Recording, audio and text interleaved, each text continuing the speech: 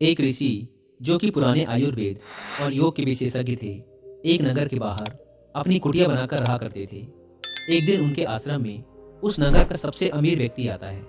अमीर व्यक्ति देखने में कुछ बीमार सा लग रहा था।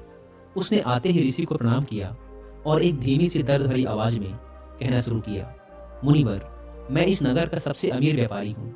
मेरे पास धन दौलत की कोई कमी नहीं है, लेकिन मैं अपने शरीर से खुश नहीं हूँ। अक्सर कोई ना कोई बीमारी मुझे घेर ही लेती है, जिसकी वजह से सब कुछ होने के बाद भी मैं परेशान और दुखी रहता हूँ। तो क्या आप मुझे अपने आयुर्वेदिक ज्ञान के खजाने से कुछ ऐसे आसान और छोटे नियम बता सकते हैं जिनका पालन करके मैं एक स्वस्थ और निरोगी जीवन जी सकूं?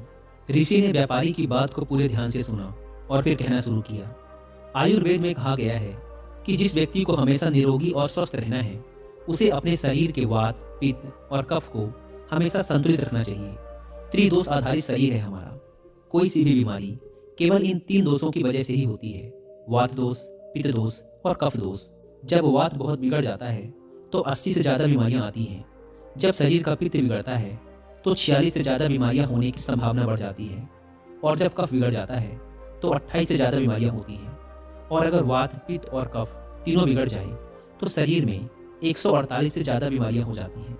सर्दी, खांसी, जुखाम व दस्त से लेकर बड़ी से बड़ी बीमारियां भी केवल वात, पित्त और कफ के बिगड़ने से ही शरीर में होती हैं।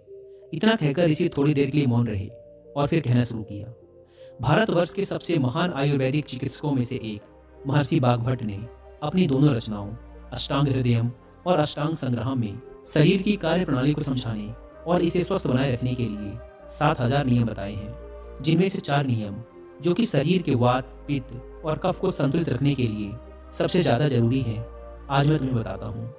तो तुम्हारे शरीर के वात, पित्त और कफ तीनों एक साथ संतुलित रहें, इसके लिए पहला नियम है कि खाना खाने के तुरंत बाद पानी नहीं पीना। महर्षि बाघभट्ट कहते हैं कि खाना खाने के तुरंत बाद पानी पी लेना जहर पी लेने के समान होता है। व्यक्ति ने कहा, लेकिन क्यों मुनिवर? ऋषि ने कहा, हम जो कुछ भी खाते हैं वो हमारे पेट की एक जगह पर जाकर इकट्ठा हो जाता है, जिसे संस्कृत में जठर कहते हैं, या हिंदी में कुछ लोग इसे अमाशय भी कहते हैं। अब जैसे ही हमारा खाना जठर में पहुंचता है, इस खाने को पचाने के लिए जठर से अम्ल निकलता है, जिसे जठर अग्नि भी कहते हैं। अब यहाँ हमारा खाना अम्ल के माध्यम से चलता है, जिसे सरल भाषा में लोग पचना कहते हैं। लेकिन अगर हम खाने के तुरंत बाद पानी पी लेते हैं तो यह हमारी जठर अग्नि को शांत कर देता है, यानी अम्ल पानी में घुलकर पतला हो जाता है, जिससे उसकी क्रियाशीलता कम हो जाती है, और फिर हमारा खाना ठीक से पचता नहीं, बल्कि पेट में पड़ा पड़ा सड़ता रहता है। और फिर यह सड़ रहा खाना पेट में 100 से अधिक जहर पैदा करता है, जो कि इंसान के शरीर में 80 से अधिक बीमारियां पैदा करते हैं। पेट में गैस बनना, जलन पड़ना और पेट फूलने जैसी समस्याएं उन्हीं को होती हैं जिनका खाना ठीक से पचता नहीं। और खाने के ठीक से ना पचने का सबसे बड़ा कारण है खाने के तुरंत बाद पानी पी लेना। व्यक्ति ने पूछा, लेकिन मुनिवर, खाने के कितनी देर बाद तक पानी नहीं पीना चाहिए?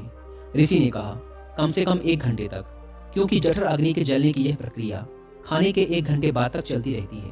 व्यक्ति ने फिर पूछा, मुनिवर, क्या खाना खाने के पहले पानी पी सकते हैं?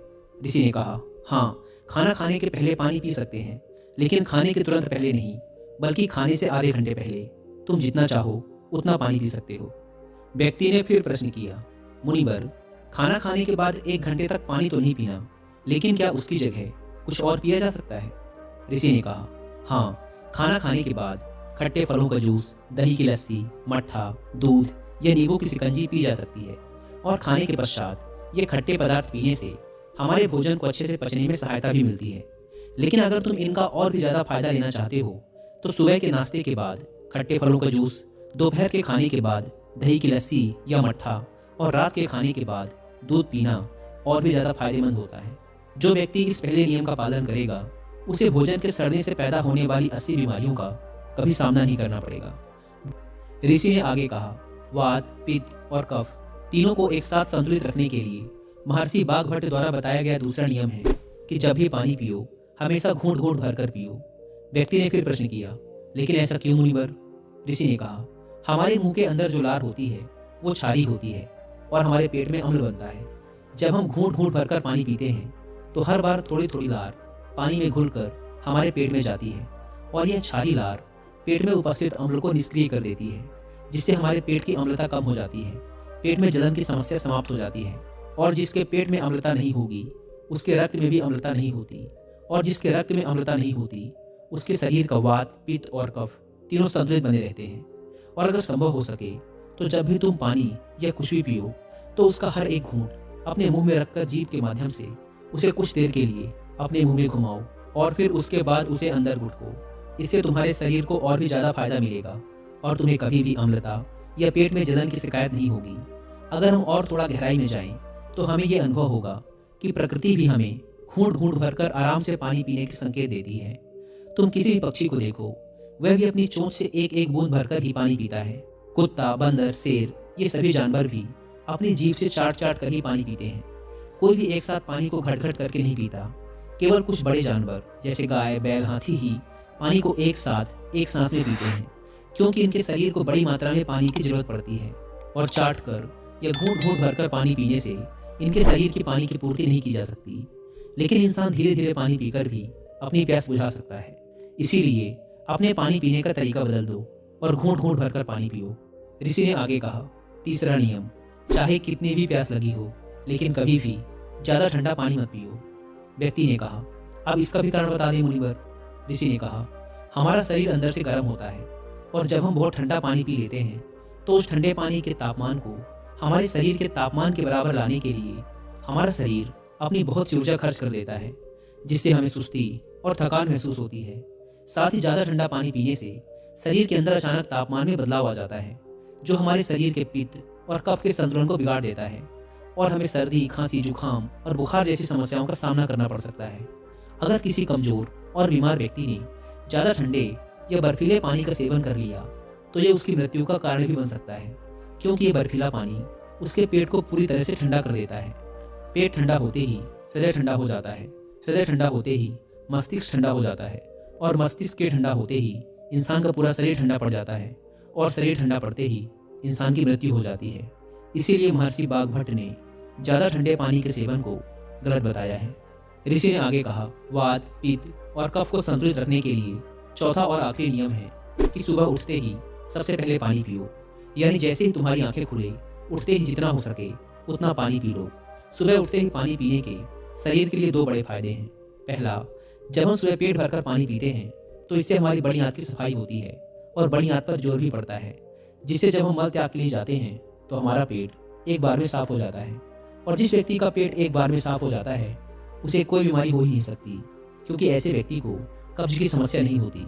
और ये बात हर कोई जानता है कि कब्ज सभी बीमारियों की जड़ है। और सुबह उठते ही पानी पीने का दूसरा फायदा ये है कि सुबह सुबह हमारे पेट में अम्ल की मात्रा सबसे ज़्यादा होती है और जब हम काफ़ी सारा पानी पीते हैं तो हमारे मुंह की लार, जो कि क्षारी होती है, वह पानी में घुलकर हमारे पेट में जाती है और पेट के अम्लीय माध्यम को उदासीन कर देती है। इसीलिए सुबह सुबह उठकर पानी पीना बेहद जरूरी है।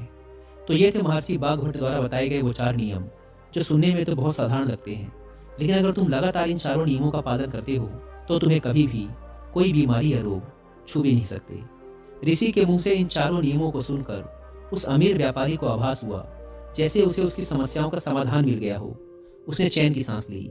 उसने ऋषि के सामने ही उन चारों नियमों का पालन करने का प्रण लिया और उनका धन्यवाद कर खुशी खुशी वहां से चला गया। दोस्तों, उम्मीद है कि आपको इस वीडियो से बहुत कुछ सीखने को मिला होगा। धन्यवाद।